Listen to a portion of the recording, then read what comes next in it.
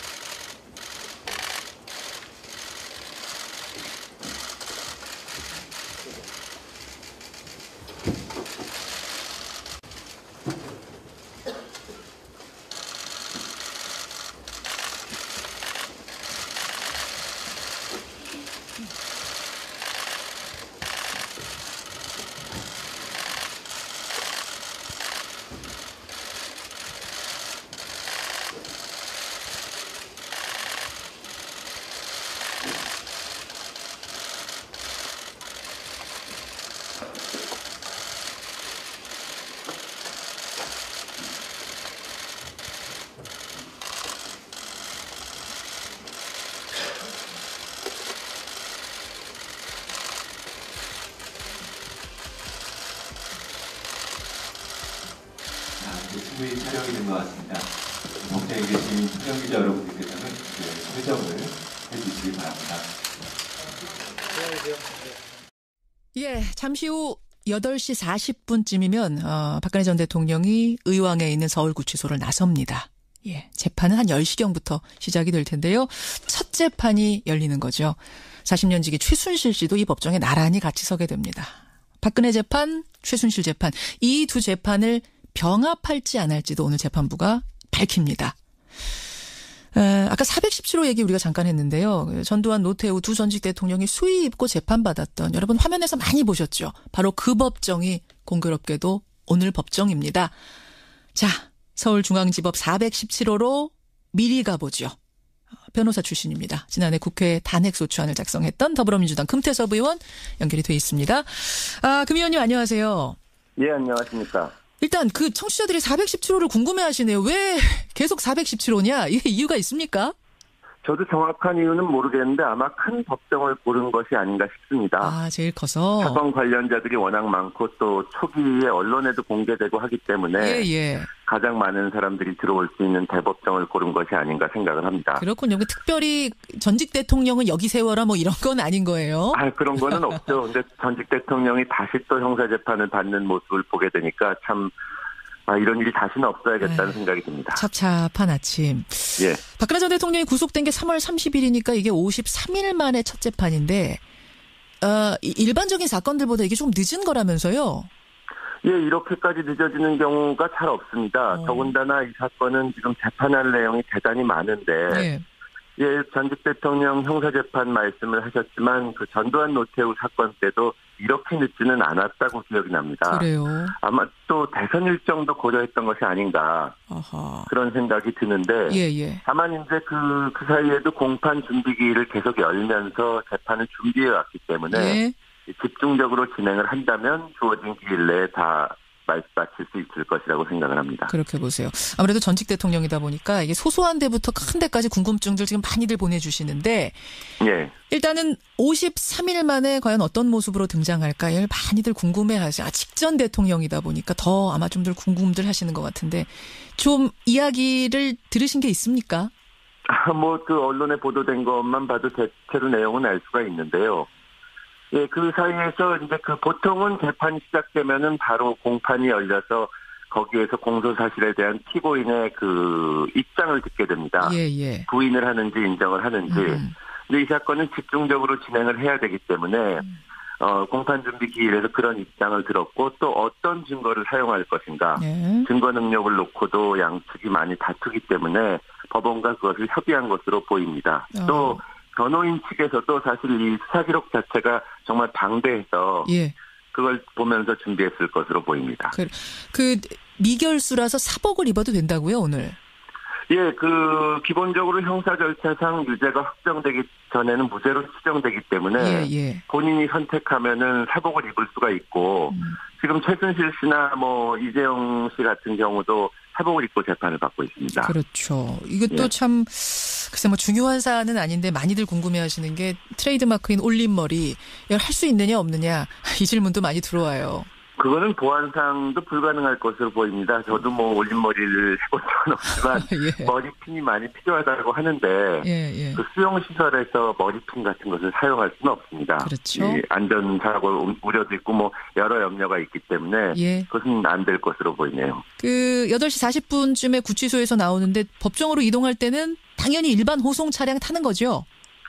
예, 그렇게는 알고 있는데 뭐 보도된 것처럼 최소한의 경호상의 문제 같은 것이 있기 때문에 언론사 차량들도 많이 따라붙지 않겠습니까? 그렇죠. 그런 점을 고려해서 조금 좀 조정을 하지 않을까 싶고요. 예. 다만 뭐 일반인에 비해서 뭐 특별한 대우가 있다거나 그런 것은 없을 겁니다. 오늘 호칭도 전직 대통령 아니잖아요. 호칭도. 피고인이라고 부르게 피고인이라고 됩니다. 부르고. 예.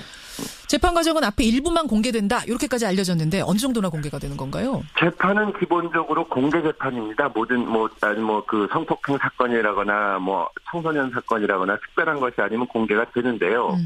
다만 이제 언론이 들어와서 카메라로 촬영하는 것은 맨 앞에만 가능합니다. 예. 워낙은 재판은 거의 모든 재판이 언론사에 카메라 같은 것이 들어올 수가 없어서 예전에 보면 신문사에서 그 화백들이 그림으로 맞아요. 그리기도 하고 전두환 노태우 대통령 때도 그랬는데 그렇죠.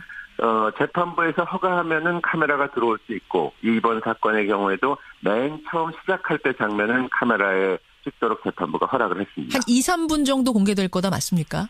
예, 맞습니다. 그러고 나면은 이제 심리가 시작이 되는데 예. 언론사 카메라 앞에서 이제 진술을 하게 되면은 재판의 공정성 같은 것이 문제가 될 수가 있어서 첫 모습만 보여주고 실제로 심리가 진행되는 것은 카메라는 빠질 비공개로 언론 비공개로. 예. 근데 지금까지는 최순실 씨가 따로 재판을 받아왔는데 오늘 되게 나란히 법정에 서게 된 건 어떻게 된 거예요?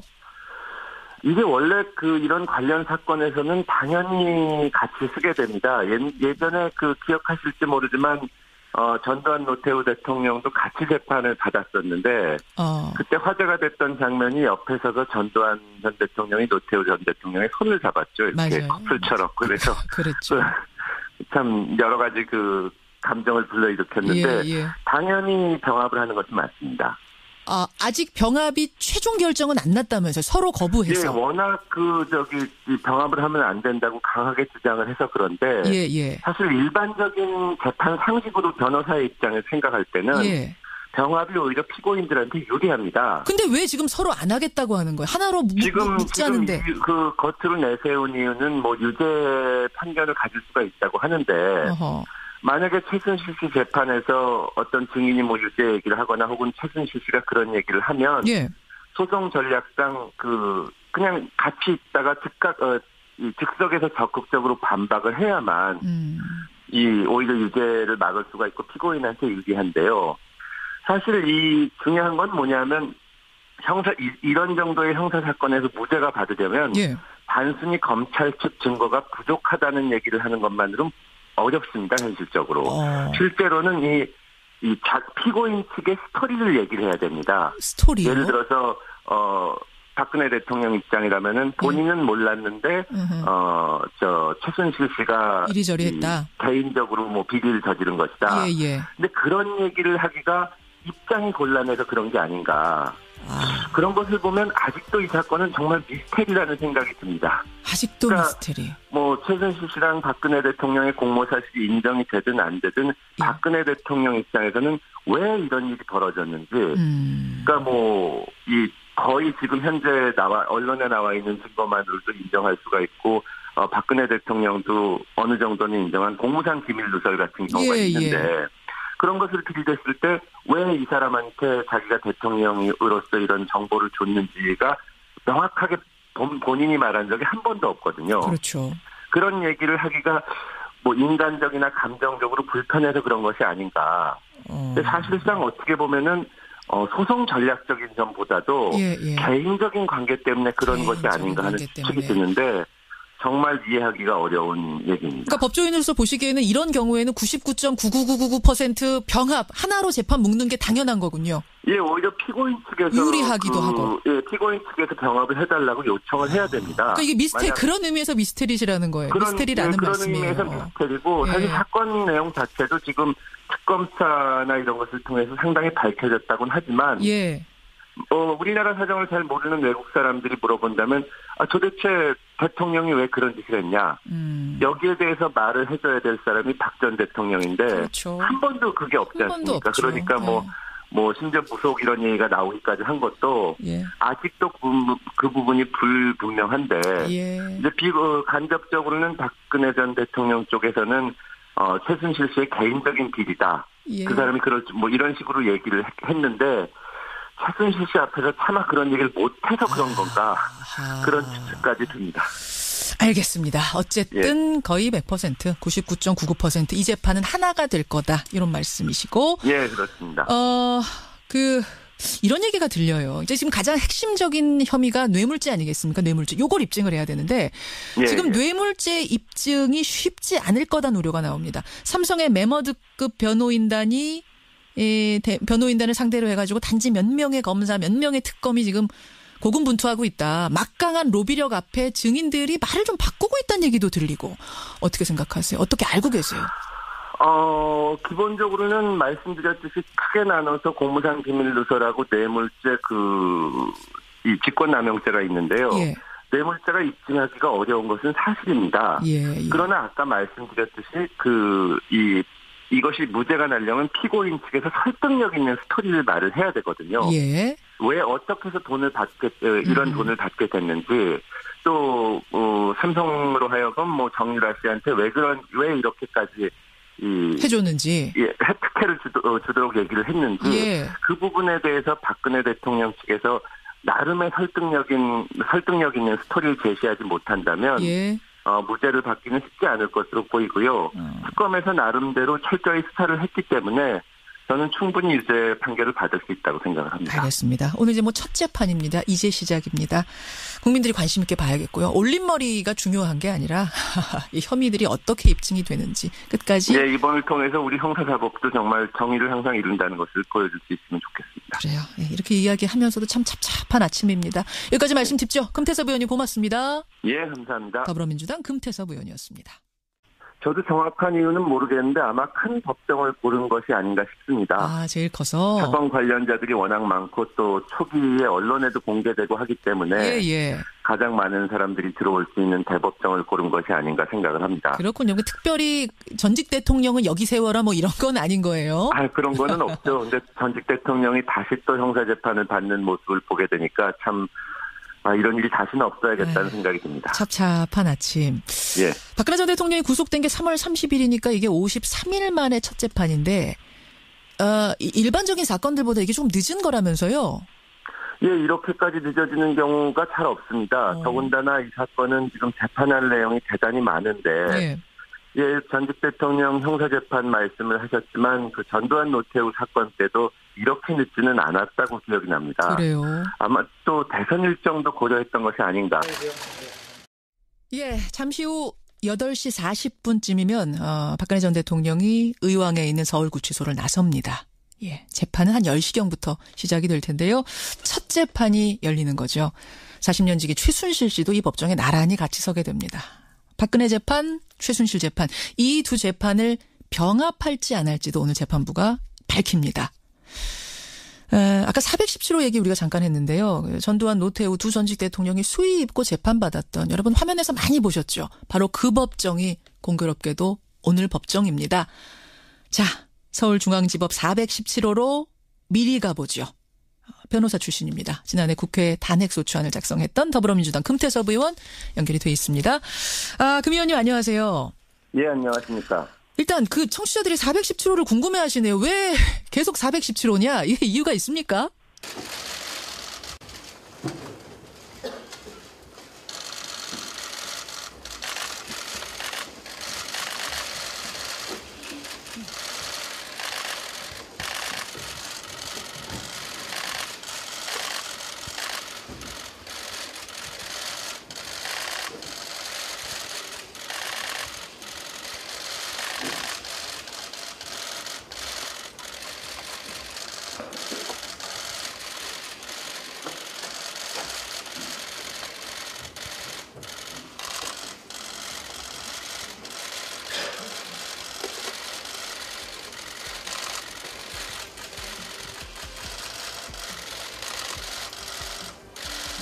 후에 촬영이 된 것 같습니다.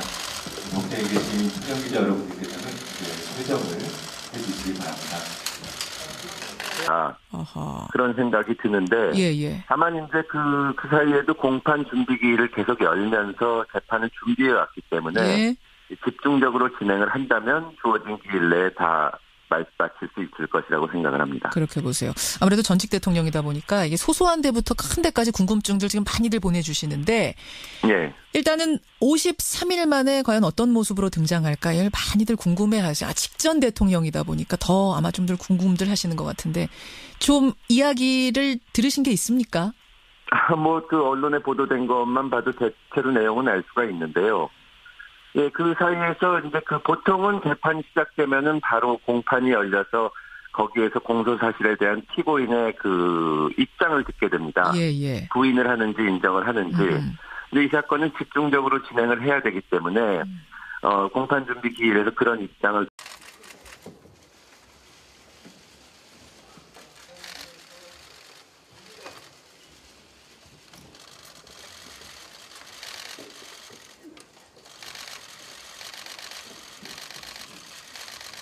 이 사건에 관해서 언론기관 등이 법정 촬영 신청을 했습니다. 이 사건의 심각성과 역사적 의미, 국민의 관심과 알 권리등을 위해서 심판 시점에 한해서 최소한의 법정 촬영을 허가했음을 알려드립니다.